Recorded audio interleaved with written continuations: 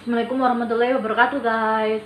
Maaf guys, video pertama tadi itu kepotong karena HP ku memorinya nggak cukup. Terus jujurly mohon maaf banget, saya belum bisa edit video gitu buat gandengin, jadi terpaksa video ini harus jadi 2 konten. Tapi nggak apa-apa guys, yang kepotong tadi itu alhamdulillahirobbilalamin udah pembahasan untuk yang satu pertanyaan kenapa Tuhan ada itu udah terjawab di pembahasan awal tadi, sehingga di konten kedua ini saya tinggal melanjutkan ke pertanyaan yang kedua. Oke, kita lanjutkan guys. Lalu setelah kita percaya bahwa Tuhan itu benar-benar ada dengan rasionalisasi yang sudah kita bahas di video pertama tadi, muncul pertanyaan berikutnya. Tuhan memang ada, tapi kenapa jika benar-benar ada, Tuhan tidak bisa terlihat oleh mata? Mungkin pertanyaan ini banyak orang yang mempertanyakan, terutama bagi mereka-mereka yang membutuhkan dasar rasional dan logis. Oke, kita akan bahas di sini. Ketika kita mempertanyakan kenapa Tuhan itu tidak terlihat, titik poinnya seperti ini. Kita harus sepakati dulu bahwasanya bumi, dunia beserta isinya ini, manusia, hewan, tumbuhan, dan sebagainya, ini empiris. Benar nggak guys? Empiris itu artinya terlihat. Empirik, sesuatu hal yang terlihat. Nah, sesuatu hal yang terlihat ini, empiris semua ini, sifatnya apa? Sifat bendanya apa? Material kan? Materi. Sifatnya materi. Nah, sifat dari sebuah materi itu apa guys? Terbatas. Bener banget. Jadi segala yang ada di dunia ini, semuanya itu empirik, terlihat, namun sifat bendanya material. Material. Jadi sesuatu hal yang bersifat materi. Segala hal yang bersifat materi itu bisa berakhir, bisa habis, bisa mati, bisa musnah, bisa hancur, kan? Nah, dari semua itu artinya bahwasanya yang ada di bumi ini itu terbatas. Nah, berarti segala yang ada serta isinya ini kan manifestasi Tuhan, ya kan? Yang di bumi ini terbatas. Nah, kenapa Tuhan tidak terlihat? Jadi, jawabannya adalah di balik adanya yang terbatas, yaitu sifat materi tadi,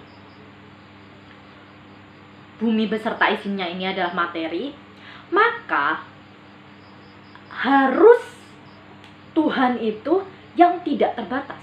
Berarti kalau ada sebuah kelompok agama yang membuat teologi agama ataupun dogma, doktrin bahwasanya Tuhan itu berbentuk bermaterial gitu ya, misalnya patung dan sebagainya. Ini saya nggak menyinggung Tuhan apapun ya.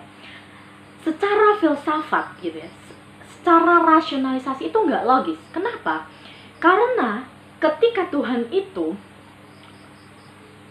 berwujud empirik, maka dia sifatnya masih materi. Dia masih tergolong pada benda materi, benda yang terbatas. Apakah ada sesuatu hal yang sifatnya materi itu tidak terbatas? Kalau ada, tolong sebutkan. Segala hal yang berasal dari materi itu pasti terbatas, karena bisa hancur, bisa rusak, ya kan? Bisa lebur, bisa berakhir, bisa mati, bisa segala jenis yang terbatas. Maka Tuhan yang sejati itu tentu harus tidak terbatas. Jadi ibarat kalau kita gambarkan dalam dunia ini sebuah lingkaran. Lingkaran yang diciptakan gitu kan. Maka di balik ini pasti ada yang menciptakan. Dan yang menciptakan itu harus berbeda dengan yang diciptakan. Seperti laptop. itu diciptakan manusia, maka laptop wujudnya tidak sama seperti manusia. Sama juga dengan dunia ini. Dunia ini adalah empirik, terlihat. Bendanya berbentuk material dan sifat material itu terbatas, maka penciptanya harus yang berlainan dari ini. Berlainan, maka harus ada yang tidak terbatas. Jadi harus ada yang di luar bundaran ini. Kalau penciptanya dianggap, misalnya ada kelompok yang menganggap bahwasanya yang menciptakan bumi isinya ini adalah di dalam lingkaran ini, yakni dia bentuknya sama seperti manusia, terus atau dia patung, atau dia misalnya bisa mati, maka itu bukan Tuhan yang sejati gitu.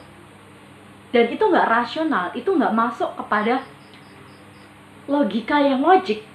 Karena apa? Karena sifatnya masih sama-sama material dan bentuknya sama,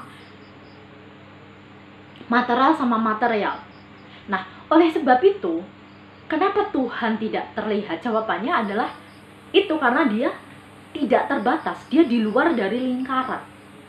Kalau dia masih di dalam lingkaran itu, berarti dia itu ada makhluk, dia bukan ciptaan.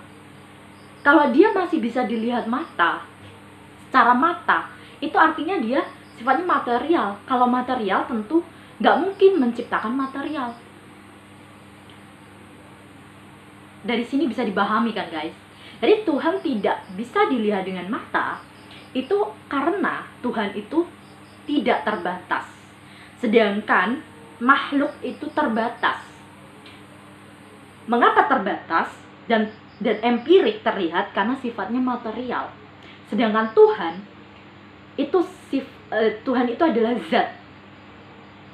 Jadi tak terwujud karena dia tidak terbatas. Oleh sebab itu kalau di Islam kan kita tidak diperbolehkan untuk membayangkan zat Tuhan, wujud Tuhan, karena Tuhan itu tidak berbentuk, tidak seperti yang kita bayangkan gitu. Karena kalau Tuhan itu masih seperti apa yang kita bayangkan, Tuhan masih berbentuk seperti kita, berarti dia tidak Tuhan yang sejati gitu. Karena dia masih sama material. Nah, satu itu jawabannya guys. Terus kedua jawabannya adalah kenapa? Ini bukan jawaban sih, lebih ke penjabaran dari tadi. Nah, karena Tuhan itu kan sifatnya zat ya, maka Tuhan itu secara mata tidak bisa dilihat. Karena kita material, sedangkan Tuhan itu zat yang tak terlihat, yang tak terbatas. Kita material yang terbatas, Tuhan zat yang tak terbatas. Maka Tuhan itu kalau secara tasawuf gitu ya, bisa dilihatnya tuh secara hati. Artinya apa? Artinya kalau dalam bahasa tasawuf itu adalah kasyaf. Kasyaf itu adalah terbukanya hijab hati kita. Apa yang bisa menutupi hati ya, yang bisa menghijab hati itu adalah apa ya? Seperti dosa-dosa, penyakit hati dan sebagainya. Itu bisa menghijab hati sehingga tidak bisa melihat Tuhan itu. Tapi bagi orang awam jangan membayangkan bentuk Tuhan itu seperti apa. Karena kalau kita membayangkan itu bukan hati gitu ya, bukan kasyaf. Itu artinya kita yang mengimajinasi sendiri.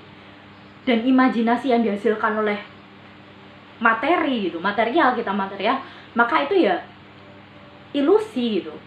Itu material juga hasilnya, maka bukan Tuhan yang sejati gitu. Nah, jadi makanya kalau di tasawuf itu ada yang namanya tingkatan gitu, tingkatan keimanan. Kalau bahasa tasawuf itu disebutnya makom. Jadi kalau di tasawuf itu ada makom-makom. Makom itu kalau dalam bahasa kita itu tingkatan lah, tingkatan keimanan. Itu ada syariat. Kemudian setelah syariat itu adalah torekot. Di atasnya torekat adalah hakikat, dan di atasnya hakikat adalah makrifat. Nah, yang bisa mengalami kasyaf, terbukanya hijab, itu adalah yang makam makrifat. Kalau dalam dunia tasawuf itu disebutnya, kalau orang yang sudah mengalami makrifat ini mengalami kasyaf, yaitu bisa berjumpa dengan Tuhan gitu, bisa merasakan, bisa bersahabat dengan Allah gitu. Nah, makanya kalau di Islam itu ada yang di konsep yang disebut waliullah. Tapi jangan membahasakan waliullah ini ditafsirkan ke bahasa Indonesia, jangan wali Tuhan ya guys. Itu salah besar. Waliullah itu ditafsirkan ke Indonesia, ditranslate, bukan artinya wali Tuhan. Ini nanti bakal beda lagi. Karena saya sempat melihat beberapa media televisi gitu ya, berita yang kemarin sempat pernah viral bulan kemarin itu yang mana ya itu? Kalau nggak salah orang Jawa Barat, daerah Bogor kalau nggak salah, yang dia sempat viral dianggap waliullah itu kan. Itu media mainstream di TV dia mengubah redaksi waliullah itu menjadi wali Tuhan, mentranslate-nya. Padahal ini nggak benar. Waliullah itu kalau ditranslate ke Indonesia artinya adalah kekasih Allah. Karena kalau di Islam itu ada konsep ketika orang makrifat itu dia adalah hamba yang dicintai. Bahasanya mahabbah. Hamba yang dia dicintai oleh Allah, yang mahabbah dengan Allah gitu. Maka dia digelari sebagai waliullah. Nah, waliullah ini kalau ditranslate ke Indonesia harus disebut wali Allah atau kekasih Allah, kekasih Tuhan gitu. Jangan ditranslate ke Indonesia menjadi wali Tuhan. Ini artinya bakal beda. Kalau wali Tuhan itu berarti Tuhan punya wakil. Nah, ini hati-hati ya guys. Kalau kalian menyebut kayak gitu itu bisa mengganggu tauhid. Menjadi bahaya. Karena kekasih Tuhan ya, waliullah, kekasih Tuhan sama wali Tuhan itu beda. Kalau wali Tuhan itu artinya Tuhan punya wakil, padahal Tuhan itu nggak punya wakil. Tuhan itu tidak terbatas. Tuhan Allah Subhanahu wa Ta'ala itu dia maha memiliki arsy-nya, dia punya kekuasaan yang tanpa perlu bantuan siapapun, tinggal kun fayakun aja gitu. Nah, jadi jangan sampai salah menyebut. Jadi kalau waliullah dalam bahasa Arabnya, kalau mentranslate ke bahasa Indonesia itu disebutnya adalah kekasih Tuhan atau kekasih Allah gitu. Oke, kita lanjut. Jadi ketika seseorang itu berada pada maqam ma'rifat, dia bisa mengalami kasyaf, berjumpa dengan Tuhan, dengan Allah itu dalam hati ya. Jadi dia bisa merasakan kehadiran Allah karena sudah terbuka hatinya, sudah tidak terhijab. Yang bisa menghijab hati adalah kotoran-kotoran, dosa di sini bisa dosa dalam bentuk macam-macam ya yang bisa mengotori hati. Nah, tapi harus melalui tahap tadi, makom tadi. Jadi tadi ada syariat, torekot, hakikat, makrifat. Nah, jadi Tuhan itu memang tidak bisa dilihat mata karena sifatnya itu tidak terbatas. Sedangkan manusia sifatnya terbatas, bisa dilihat empirik karena bersifat material. Tapi Tuhan bisa dilihat secara hati ketika dia sudah mengalami kasyaf. Kalau di Islam dia sudah mencapai maqam ma'rifat. Kalau dia sudah mencapai maqam ma'rifat, maka dia akan menjadi kekasihnya Allah, digelari sebagai waliullah. Dia bisa mendapatkan mahabbahnya dengan Allah. Nah, banyak tokoh-tokoh sufi tokoh-tokoh waliullah atau disebut juga dengan sufism, tasawuf, yang dia menyebut konsep mahabbah ini atau konsep cinta itu seperti Rabi'ah al-Adawiyah. Bahkan beliau, Rabi'ah al-Adawiyah itu sebagai ulama tasawuf, karena cintanya sama Allah, beliau tidak menikah. Karena dia sudah kasyaf, merasakan nikmatnya iman bersama Allah Subhanahu wa Ta'ala. Nah, kalau selain Rabi'ah itu juga ada Jalaluddin Rumi. Jalaluddin Rumi itu dia juga menjelaskan, menafsirkan sama satu aliran dengan Rabi'ah al-Adawiyah, yaitu tentang mencinta, tentang mahabbah kepada Allah. Nah, jadi seperti itu ya guys. Pertanyaan mengapa Tuhan tidak bisa dilihat secara mata, karena manusia ini langsung kesimpulan ya guys. Kesimpulannya adalah kenapa Tuhan tidak bisa dilihat secara mata? Karena manusia bersifat material. Yang segala yang material, benda itu terbatas. Dan juga bisa dilihat dengan mata karena empirik. Sedangkan Tuhan itu tidak terbatas. Tidak terbatas dan sifatnya bukan material. Kita tidak boleh membayangkan, tidak boleh mengimajinasikan, tidak boleh. Di Islam itu dilarang kita untuk membayangkan zatnya karena tidak sama. Yaitu tadi, Tuhan tidak terbatas sedangkan manusia terbatas. Tuhan bisa dilihat, dirasakan, hadir itu secara hati ketika sudah mengalami yang namanya kasyaf, terbukanya hijab pada hatinya.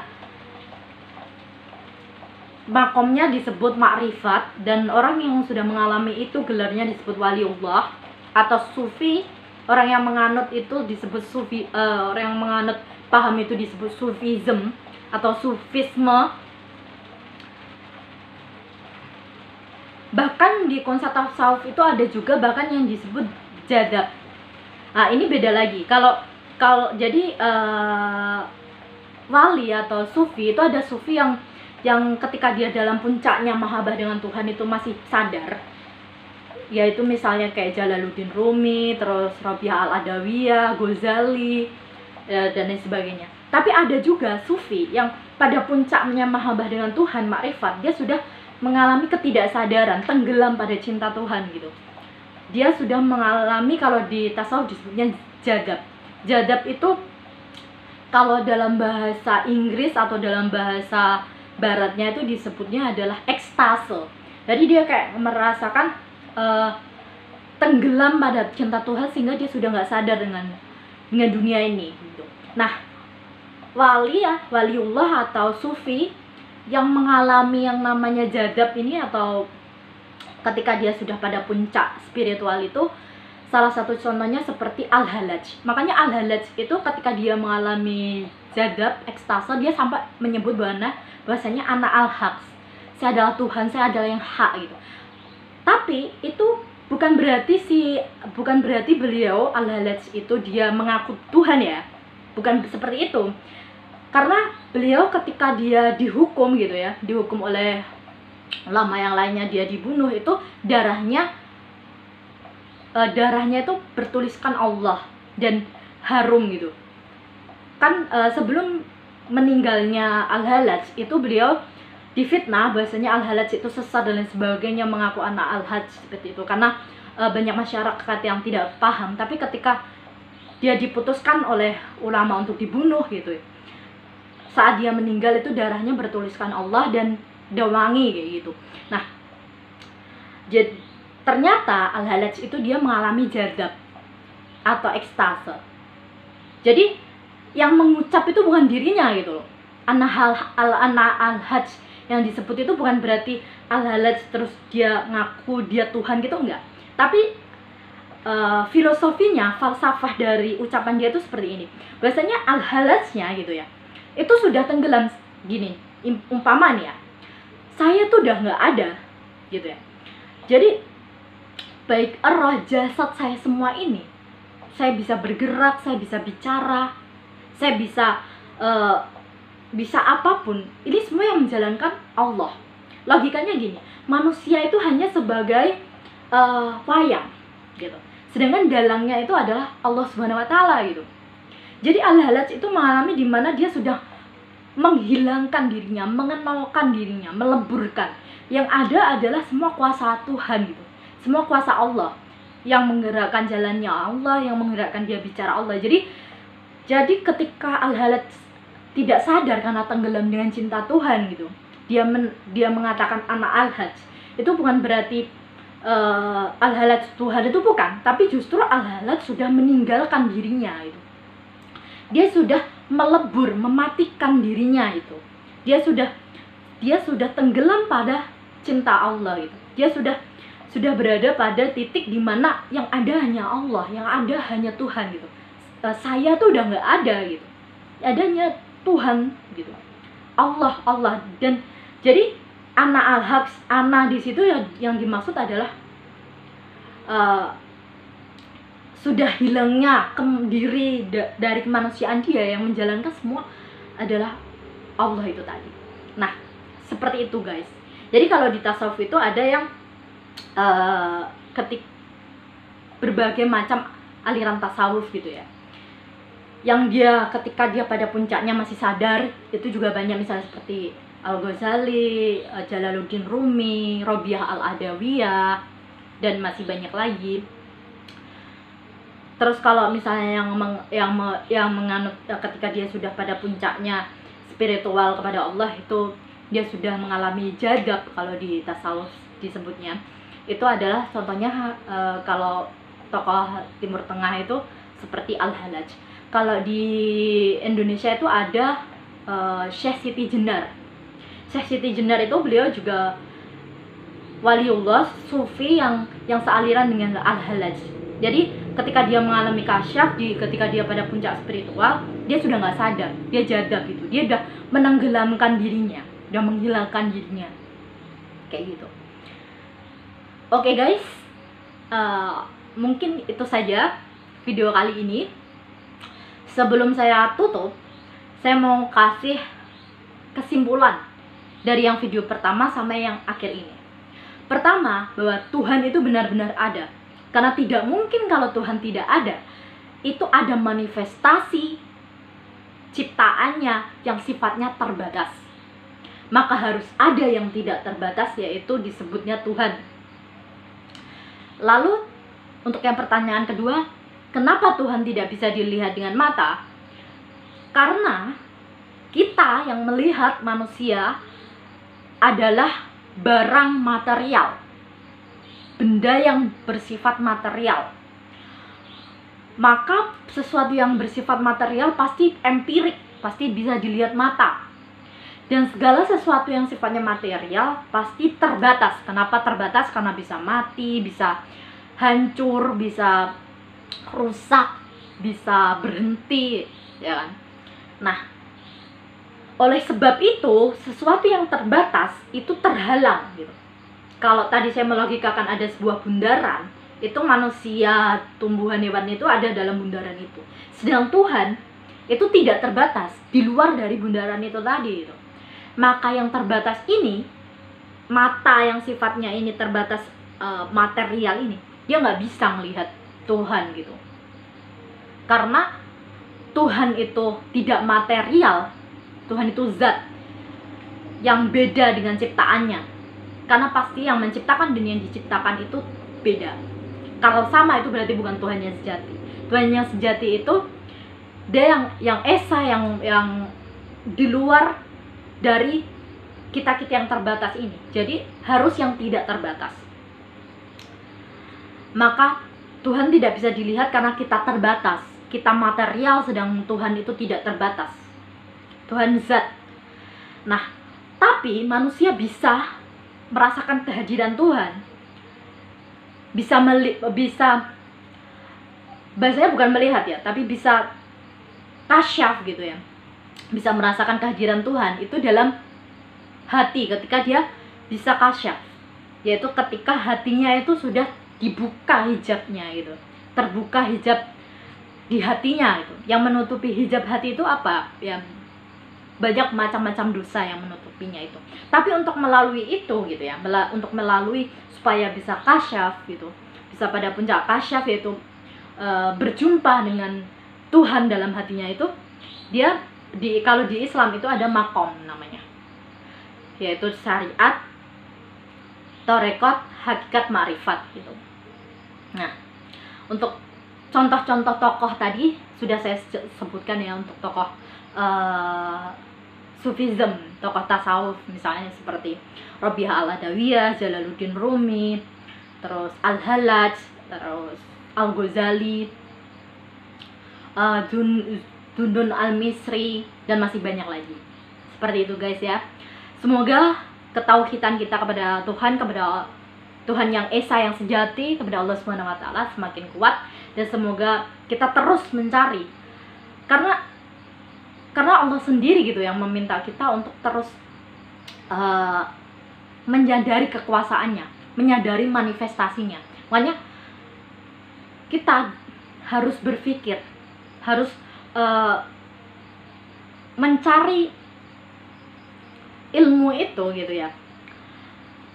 Kalau di Islam itu kan ada yang namanya tertulis dan tidak tertulis. Yang tertulis itu adalah kitab Al-Quran, hadis seperti itu. Yang tidak tertulis itu adalah diciptakannya manifestasi